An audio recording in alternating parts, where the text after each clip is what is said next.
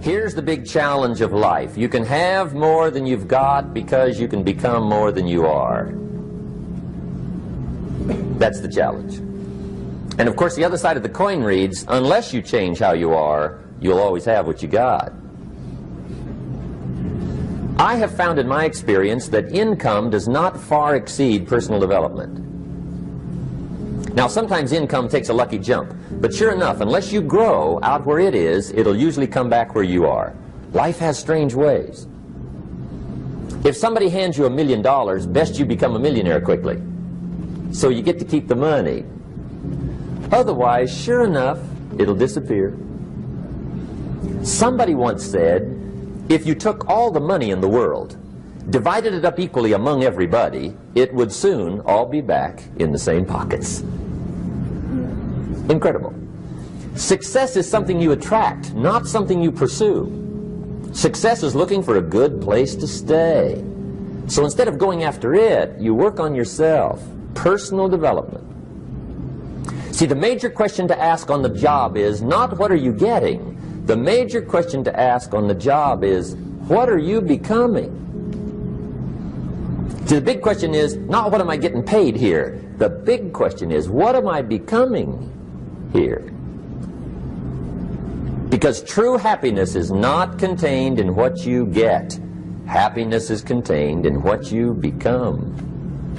So that's our major subject for tonight, personal development. Of all the assignments Mr. Schoaf gave me at age 25, this was probably the most difficult. In fact, I'm still working on this one. I think it's an unending challenge to see what you can become.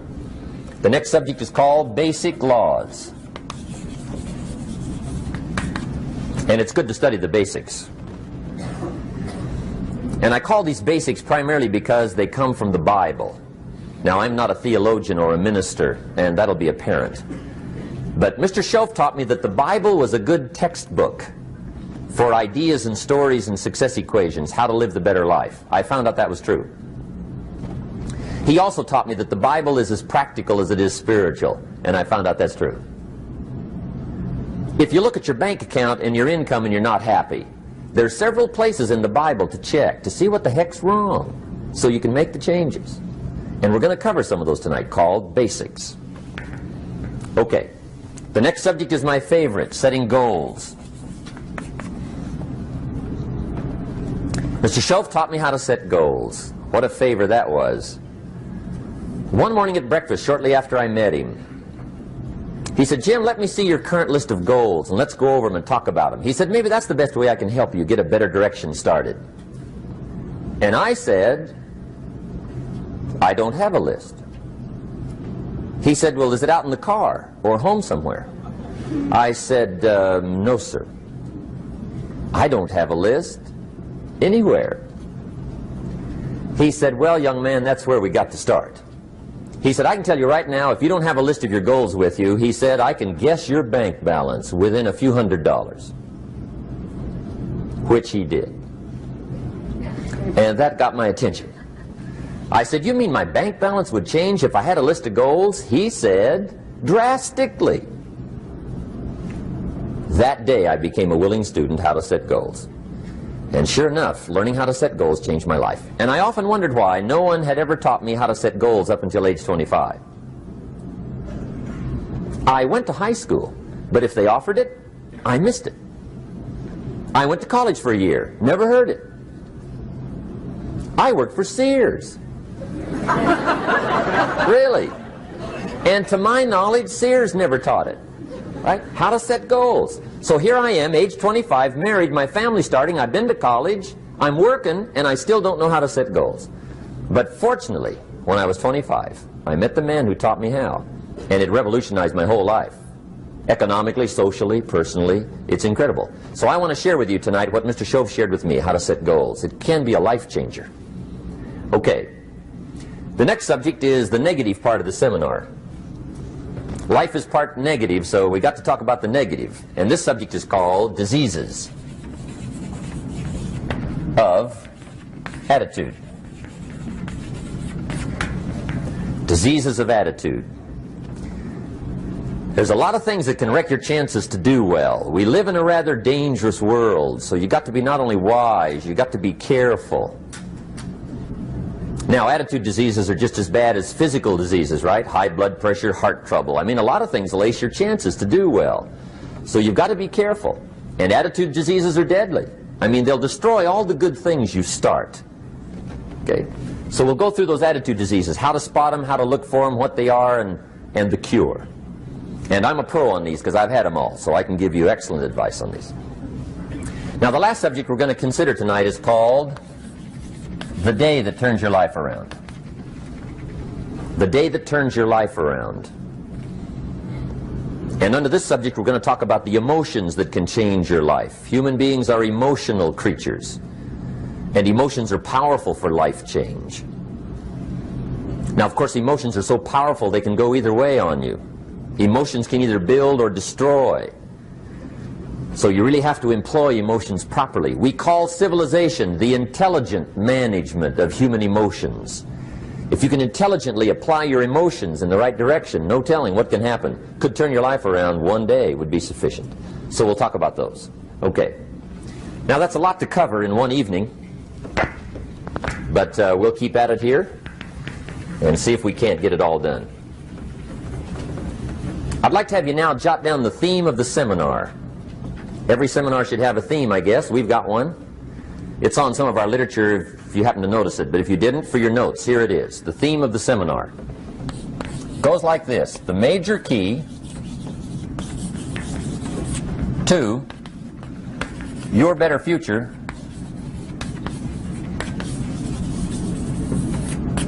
is you. That's the theme of our seminar tonight. The major key to your better future is you. And I'd like to have you underline two words just to give it some added punch. Underline the word major and the word you, so that it reads, the major key to your better future is you. Now, my first suggestion is transfer this to a card or something where you can put it up, where you can see it every day. Preferably put it up where you can see it at the beginning of the day, before you go off to put the day together. This is a good phrase just to glance at, to keep in mind as you're putting the day together. It's called the silent seminar. If you'll just let this talk to you during the day, I found it to be tremendously helpful. The major key to your better future is you. For a big share of my life now, I didn't have this one quite figured out, among a lot of things I didn't have quite figured out. Many things used to puzzle me back in those early days. I used to wonder why two people could work for the same company, one make twice as much money. Now, see, that used to puzzle me. And maybe they were the same age, graduated from the same school, live in the same community, work for the same company, with the same products and the same services. They've got the same traffic, the same problems, and one makes $1,000 a month, the other one makes $2,000 a month. Now that was my puzzling question. Why would this long list be the same and the money twice as much? I asked, what's the difference between $1,000 a month and $2,000 a month? And I don't mean $1,000 a month, right? I could figure that out. But what makes the difference? Why would one person do twice as well, 3 times as well? Speaking economically. Now, I know there's more than one way to do well. I understand that. But in this little narrow area called compensation, what's the difference? Well, back then, with my faulty thinking, I'm trying to reason it out. I thought, well, maybe time makes some of the difference, right? Some people do better because they have more time. I used to say, Harold ought to be able to do well. He's got a lot of time. If I had all of Harold's time, I could do well. Now, that's got to be dumb, right? Number one, you can't get somebody else's time. A guy says to me one time, he says, you know, if I had some extra time, I could make some extra money. I said, then forget it. There isn't any extra time. Hey, when the clock strikes 12 midnight, that about wraps it up, right? I mean, you can look around the gongs there for a little more, but it's over. You say to the guy, what are you doing? He says, I'm looking for extra time. See, they'll come and take you away, right? There isn't any more time. Now, if you can't get more time, which you can't, what could you get more of that would make a difference in economic results? And here's the key word. Make it a part of your notes. We're going to consider it tonight. The word is value. And I have a little phrase for your notes. Value makes the difference in results. Value makes the difference. You can't get more time, but you can create more value. Now here's the first lesson of economics. Everybody should learn it from the time they're old enough to understand what a dollar means, how to earn one, how to get one, how to keep one, what to do with it. First lesson of economics. We primarily get paid for value. That's lesson one. Bringing value to the marketplace, that's how you get paid. You don't get paid for the time. I know it takes time to bring value to the marketplace, but you get paid for the value, not the time. Now, since that's true, here's one of the key questions of the evening. Is it possible to become twice as valuable at the marketplace and make twice as much money in the same time? Could you become 3 times as valuable? Make 3 times as much money in the same time? Is that possible? The answer is yes, if. And it's always if, right? Life is known as the big if. Harry Truman once said, life is iffy. How true. And here's the big if, we're going to consider it tonight. It's possible to do much better at the marketplace if you go to work primarily on yourself. And that's the theme of our seminar tonight. Learning to work primarily on yourself. People have asked me for the last 24 years, how do you develop an above-average income? And the answer is, become an above-average person. Develop an above-average handshake. Some people want to be successful, they don't even work on their handshake. As easy as that would be to start on. They let it slide, they don't understand. Develop an above-average smile. Develop an above-average excitement. Develop an above-average interest in other people. Develop an above-average intensity to win. See, that'll change everything. Probably one of the most frustrating experiences in life is looking for an above-average job with above-average pay without becoming an above-average person. It's called frustration.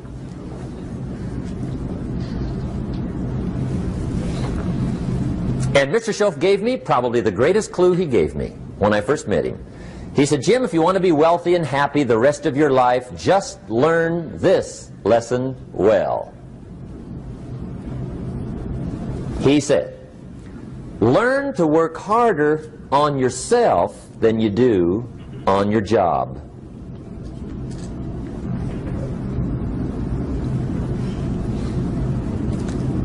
Then Mr. Schoaf gave me probably one of the most important clues among so many things he taught me, but this was in those early days. Mr. Schoaf was very kind, but he was also very abrupt. And he had these interesting questions to ask. I'm giving him a little rundown one day on how things hadn't worked out for me. He said, Mr. Rohn, I've got the answer for you if you will listen carefully. And listen carefully I did that day and for the next 5 years. If somebody's wealthy and happy, you gotta listen. He said, Jim, I've only known you a short time. But he said, it's already my honest opinion that for things to change for you, you've got to change. That wasn't quite the answer I was looking for. But that's the answer he gave me, and I pass it along to you on this warm summer evening in Anaheim, California, 1981. For things to change for you, you've got to change. Otherwise, it isn't going to change. Before I met Mr. Schoaf, I used to say, I sure hope things will change. Right? That seemed to be my only hope. If it isn't going to change, I'm in serious trouble. And then I discovered it isn't going to change, so I'm in serious trouble.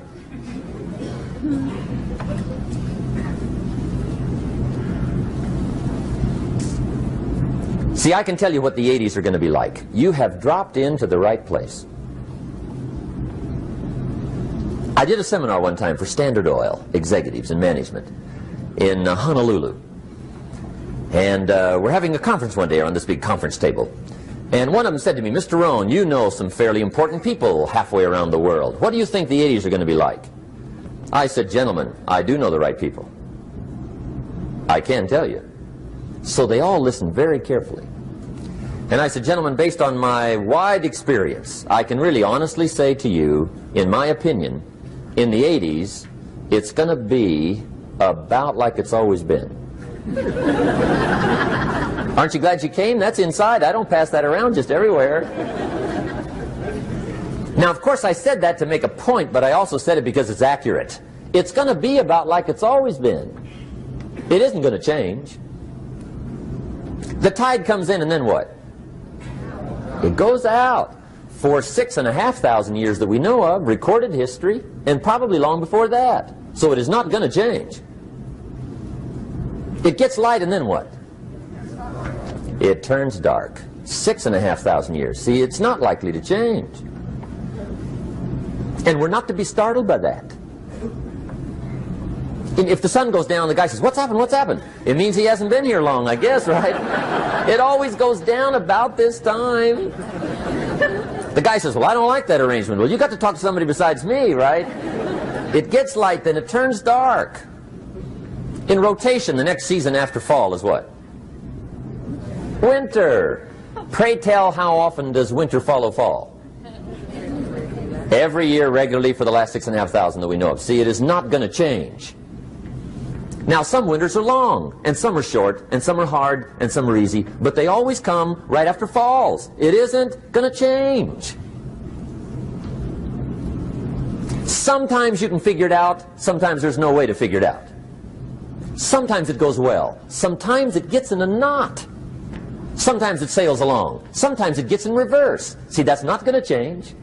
The last 6,000 years reads like this: opportunity mixed with difficulty. That's how it reads. It isn't going to change.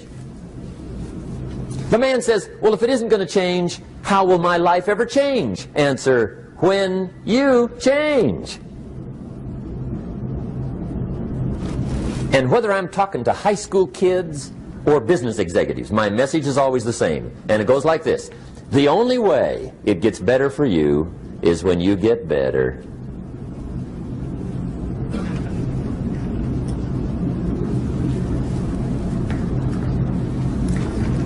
Let me give you the 4 major lessons in life to learn. Here's 4 majors. It's good to study the majors. In our weekend seminar we teach. Some people don't do well because they major in minor things. You've got to be on the lookout. At the end of every week, end of every month, you've got to check, make sure you're not spending major time on minor things. Okay, we go through that whole series. Majors and minors. Now, let me give you 2 phrases before we get to the 4 majors. This will set it up and you'll see where I'm going. 2 key phrases for your notes. Here's the first one. Life and business is like the changing seasons. That's the first phrase. Life and business is like the changing seasons. One of the best ways to describe life, it's like the seasons. Frank Sinatra sings, life is like the seasons. Now here's the second phrase. Very important. You cannot change the seasons, but you can change yourself. You can't change the seasons, but you can change yourself. And see, that's how life gets better for you, not by chance, but by change. Now, here's the 4 major lessons in life to learn. I've got my first book finished. Came out a couple of weeks ago. This is in it. The 4 major lessons in life to learn. Here they are. Number 1, learn how to handle the winters. That's lesson 1. They come right after falls with regularity. Some are long and some are short and some are hard and some are easy, but they keep coming. You must learn to handle the nights. They come right after days. You must learn to handle difficulty. It comes right after opportunity. You must learn to handle recessions. They always follow progressions. For the last 6,000. See, it isn't going to change. The lesson you must learn is how to handle it. And there's all kinds of winters, right? The winter when you can't figure it out. The winter when it all goes smash. The winter when it turns belly up. The winter when it won't work, when you've run out of money and you've got a broken heart. See, those are winter times. There's all kinds. Economic winters, social winters, personal winters. When your heart is smashed in 1,000 pieces and the nights are unusually long, your prayers seem to go no higher than your head. It's wintertime. Barbara Streisand sings, "It used to be so natural to talk about forever, but used to be's don't count anymore. They just lay on the floor till we sweep them away. You don't sing me love songs, and you don't say you need me, and you don't bring me flowers anymore." A song of winter. But see, the disappointments come. Those are normal. That's part of life. But the question is, how do you handle it? How do you handle the coming winters and the disappointments and the down times? Well, you can't get rid of January by tearing it off the calendar. But here's what you can do. You can get stronger, you can get wiser, and you can get better. The winters won't change, but you can. And that's how life changes for you. See, before I understood, when it was winter, I used to wish it was summer. I didn't understand. When it was hard, I used to wish it was easy. I didn't know. And then Mr. Schoaf gave me a part of his very unique philosophy when he said, "Don't wish it was easier, wish you were better." See, that triggered my whole life change. Don't wish for less problems, wish for more skills. Don't wish for less challenge, wish for more wisdom. That's the key. So that's lesson one, learn how to handle the winters. Here's lesson two, learn how to take advantage of the spring. That's the second one. Spring is called opportunity. And spring follows winter. What a great place for it. If you were going to put it somewhere, that'd be the place to put it, right after winter. And pray tell, how often does spring follow winter? Every year with regularity, 6,000. You can almost count on it. See, opportunity always comes. Days follow nights. Isn't that terrific? Opportunity follows difficulty. But here's what you must learn to do. Underline these two words in that key phrase. Take advantage. Underline those two. You must learn to take advantage of the spring. See, just because spring rolls around is no sign you're going to look good come fall. You got to do something with it. In fact, you have to get good at one of two things in life. Planting in the spring or begging in the fall. Or get somebody to do it for you. See, those are about the only alternatives. Now here's what else you must do. Take advantage of the springs quickly, because there's only a few. Just a handful of springs have been handed to each of us. They don't come forever. Life is fairly brief. So you got to read every book you can get your hands on what to do with your springs while they're here. And take advantage, they soon run out. The Beatles wrote, "Life is so short." And for John Lennon, it was extra short. But life is brief. Elton John sings, "She lived her life like a candle in the wind." It's brief. So whatever you're going to do with your life, you got to get at it. Don't just let the springs pass. Here's the third major lesson in life to learn. Learn how to protect your crops all summer. You got to take care of what you start. Sure enough, as soon as you've planted your garden in the spring, the busy bugs and the noxious weeds are out to take it. And here's the next bit of truth. They will take it unless you prevent it. And that's the third major skill to learn. You've got to learn to prevent the intruder from taking all the good you start. It's one of the challenges. Here's two key phrases under number 3. First one, all good will be attacked on this planet. Maybe not the next one we get to, but on this one, all good will be attacked. Every garden will be invaded. Not to think so is naive. And here's the second phrase. All values must be defended. Political values, social values, community values, family values, marriage values, friendship values, business values. Every garden must be tended all summer. Third major lesson. Now here's number 4. Fourth major lesson in life to learn. Learn how to reap in the fall without complaint. Learn to reap come harvest time without complaint. Take full responsibility for what happens to you. It's one of the highest forms of human maturity, accepting full responsibility. It's the day you know you've passed from childhood to adulthood, the day you accept full responsibility. And another note, learn to reap in the fall without apology. Without apology if you do well, and without complaint if you don't. That's maturity. I used to have that long list of reasons why I wasn't doing well. To explain. You got to explain, right? Otherwise you're going to look bad. I used to have this funny list called Reasons for Not Looking Good.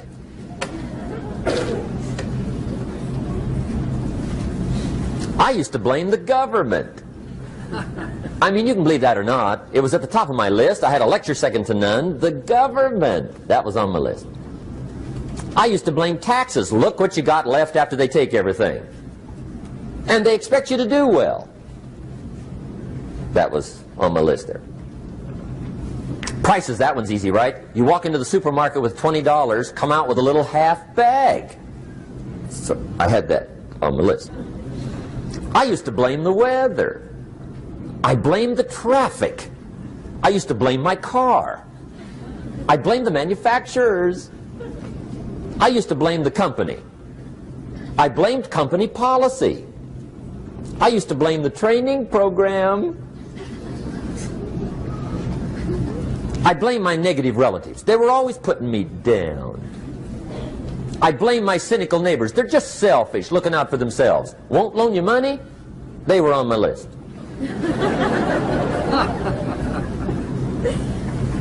I used to blame the economy. I blamed the community. That's a pretty good list for not doing well, isn't it? I thought it was good. I'll never forget one day, Mr. Schoaf was very kind, but he was also very blunt, and this was no exception.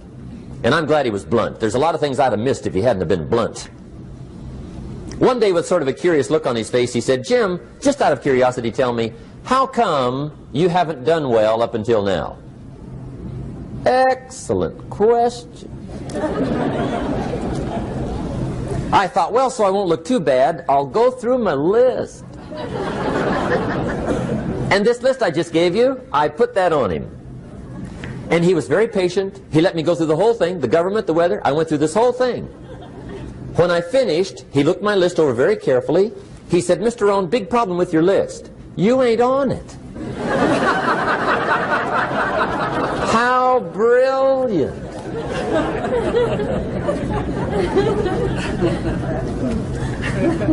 When I went to work for him a few months later, I learned very quickly to tear up my list, reasons for not doing well, and I threw it away. And I got me a fresh piece of paper. And I put one word on it. Me. There's a Black Heritage spiritual that says, "It's not my mother nor my father, nor my brother nor my sister, but it's me, O Lord, standing in the need of prayer." See, I used to blame everything outside. And then let me give you a little philosophy that helped turn my life around. For your notes, here it is. It's not what happens that determines the quality or the quantity of your life. It's not what happens. And the reason is because what happens happens to about everybody. No different. The sun went down on all of us last night. A common event, a happening. And I found out that the same things can happen to two different people. One gets rich and one stays poor. Why is that? It's because it's not what happens, but rather it's what you do that changes everything. So that's a key phrase. It's not what happens, it's what you do. What happens is about the same. You might put that in parentheses here. Same. What people do, that's what's different. Anything can happen, right? Everything can happen. I've heard all the stories. I've been one of the stories. Hey, we could all tell stories all night long, right? Happenings. Anything can happen. Have you heard of Murphy's Laws? Anybody here heard of Murphy's Laws? Okay, most of you have. Murph had these laws. One of them was, if anything can go wrong, it will. That's one of Murphy's Laws. He was not one of the great positive speakers of the day. But anyway, it's still true though, right? Anything can go wrong, everything can go wrong. For sure. I've fallen out of the sky so many times. Once to the tune of a couple of million. Devastating. Took me a while to survive that one. Now, it wasn't all that much, but it was all I had. Right? I mean, that's when it's much, right? When it's all you got. If you got 3, 2 go, you got 1 left, you ain't looking that bad. But when it all goes, has anybody been there when it all went? Anybody? Come on, the rest of you liars. Go ahead. Hey, we've all been there, right? When it all went. Of course, it used to be a long time ago, right? When you ran out of money, got to 0, you were all through. Heck, now you can whistle right on by 0, right? I mean, they will bury you. That's what they will do.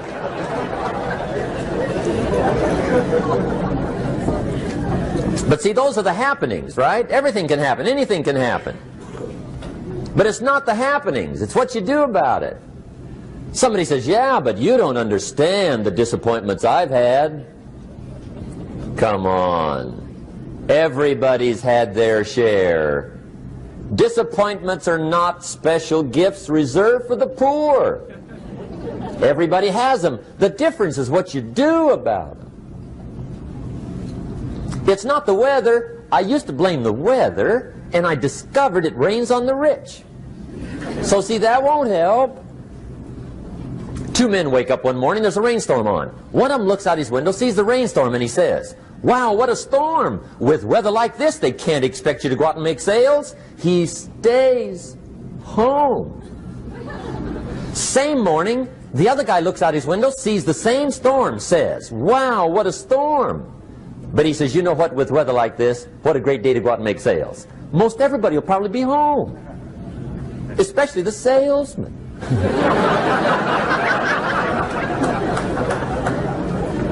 See, that's the difference in how your life works out. It's not what happens, it's what you do. So here's one of the key questions of the evening. Starting tomorrow, what are you going to do that'll make a change in your life's direction? Good question. What are you going to do starting tomorrow that'll make a difference? Now see, if you don't do something starting tomorrow that'll make a difference, guess what? It's gonna be the same. And see, that way you can guess what the next 5 years are going to be like. Look at the last 5. Because the next 5 are going to be like the last 5 unless you, major key, tomorrow, change it all. Or change a little, or change something, or don't change. It's choice time. You can do whatever you want.